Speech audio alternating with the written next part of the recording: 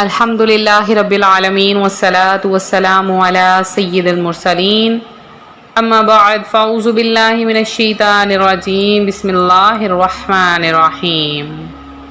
روحانی وظائف چینل کی جانب سے تمام معزز ناظرین کو السلام علیکم۔ روحانی وظائف چینل لایا آپ کے لیے آج ماہ ذوالحجۃ الحرام کے مہینے کا ایک ایسا عمل کہ جس کے کرنے سے اللہ تبارک و تعالی آپ کو راتوں رات ارب پتی بنا دے گا۔ یہ عمل اتنا خاص ہے، اس وظیفے کی برکت سے اللہ تبارک و تعالی انسان کو بہت زیادہ عطا فرماتا ہے، مال و دولت، رزق، پیسہ، کاروبار میں برکت، کاروبار میں ترقی اور بہت سے فضائل اس شخص کو حاصل ہوتے ہیں۔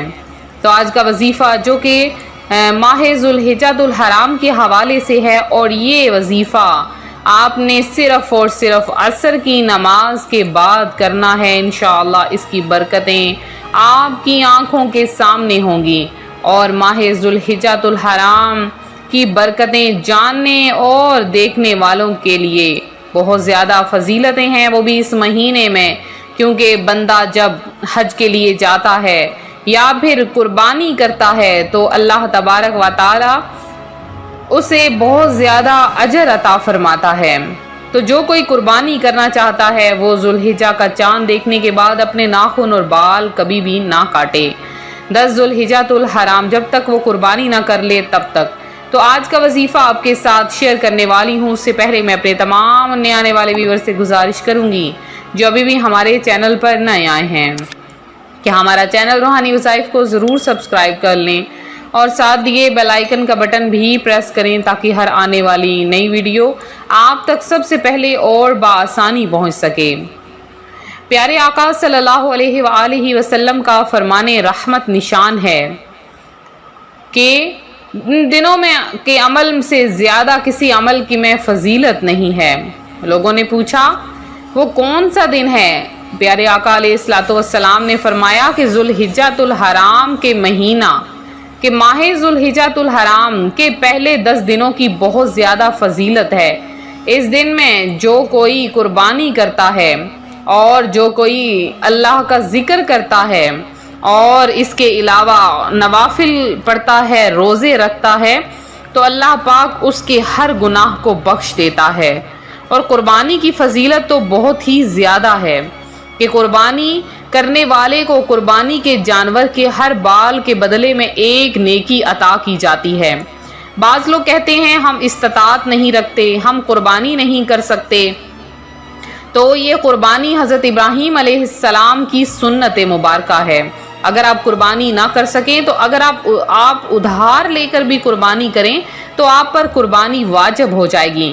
اللہ عز و جل قرآن پاک میں ارشاد فرماتا ہے وَمَن يُعَظِّمْ شَعَائِرَ اللَّهِ فَإِنَّهَا مِن تَقْوَى الْقُلُوبِ، اور جو اللہ کی نشانیوں کی تعظیم کرے تو یہ دلوں کی پرہیزگاری ہے۔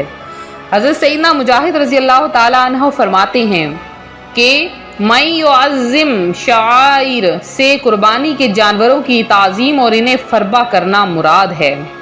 پیارے آقا صلی اللہ علیہ وآلہ وسلم فرماتے ہیں کہ ہر بال کے بدلے میں ایک نیکی ہے۔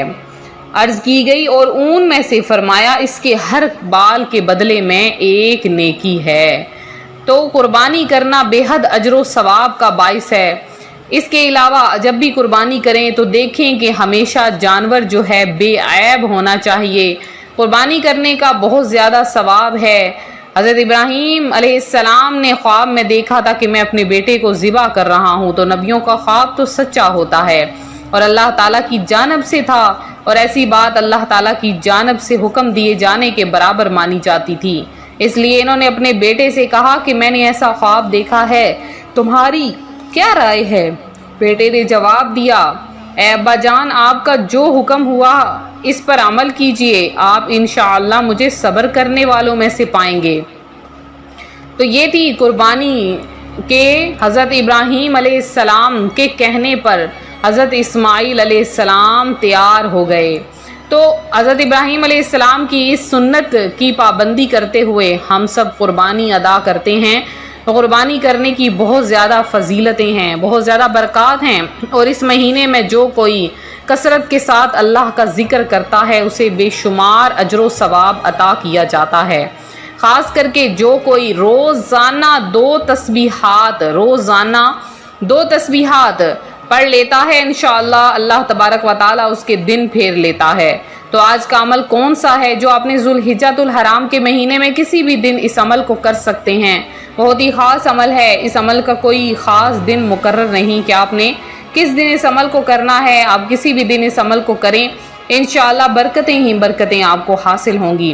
تو آپ نے کیا کرنا ہے کہ نماز عصر کے بعد، ذوالحجۃ الحرام کے مہینے میں نماز عصر ادا کرنے کے بعد آپ نے جائے نماز پر بیٹھے ہوئے یہ دو تسبیحاں پڑھنی ہیں، آپ نے اٹھنا نہیں ہے، یہ آپ دھیان رکھیں۔ آپ نے جائے نماز پر بیٹھے ہوئے سب سے پہلے آپ نے 11 بار درود پاک پڑھنا ہے، اور 11 بار درود پاک پڑھنے کے لیے بعد آپ نے صرف اور صرف 21 ٹائم یا اللہ یا رزاق یا اللہ یا رزاق، آپ نے 21 ٹائم 21 مرتبہ یا اللہ یا رزاق 21 بار، اور دو تسبیحہ پہلے کلمے کی یعنی لا الہ الا اللہ محمد رسول اللہ، لا الہ الا اللہ محمد رسول اللہ، لگاتار دو تسبیحات پڑھ لیں۔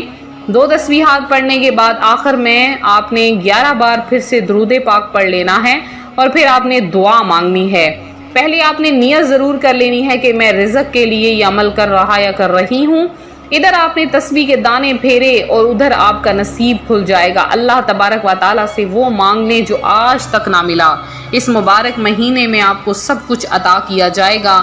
میرے وہ بہن بھائی جو کہ ابھی تک پریشان حال ہیں، پریشانیوں میں گھرے ہیں، فوری طور پر اس عمل کو کر لیں، اللہ تبارک و تعالیٰ آپ سب کو بے شمار عطا فرمانے والا ہے اور بے تحاشا عطا فرمائے گا۔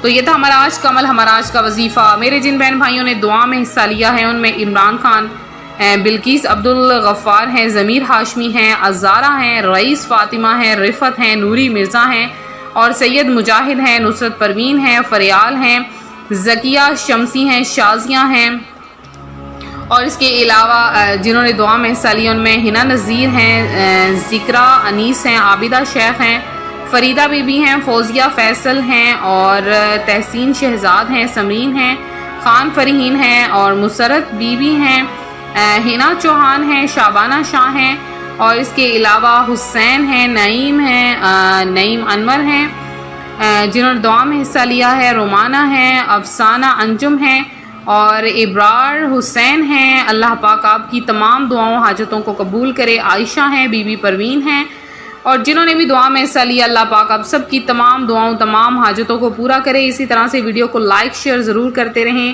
چینل کو سبسکرائب کریں، اور اللہ پاک آپ کے دامن کو خوشیوں سے بھر دے۔ ملتے ہیں اپنے اگلے وظیفے کے ساتھ، فی امان اللہ۔